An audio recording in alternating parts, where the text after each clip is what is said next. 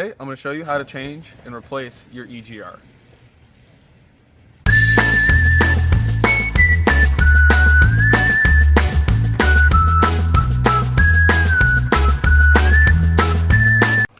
So what you're going to need is a wrench with a 12mm socket.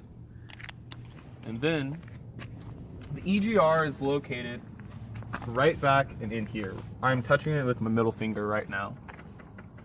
So what you're going to do is take it, reach on it and back, and there's two bolts that you're just going to want to unhook.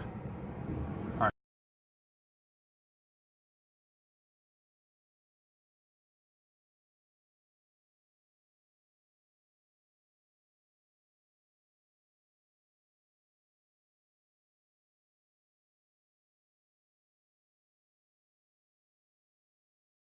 So when you take off the EGR, make sure you unhook this hose first.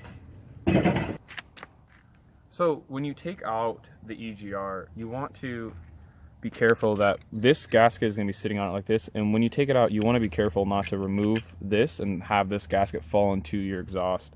So I usually, when I pull it out or put it in, I take this out just a little bit and kind of rest it on there and kind of try to prop it up with my finger and just try to keep it so it doesn't fall. But the big thing is you don't want to lose this gasket because you won't get a good seal. So when I put this in, the first bolt I'm going to put in is this one, and I'm going to hold the gasket on there like that. And when I put it in, I'm going to push it up with my finger, and I'm going to tighten this down a little bit snug, and then I'm going to grab the other bolt that's in my hand, and I'm going to stick it in, and then once I make sure this gasket is locked in there like that, then I'm going to tighten everything down. But just again, make sure not to lose the gasket.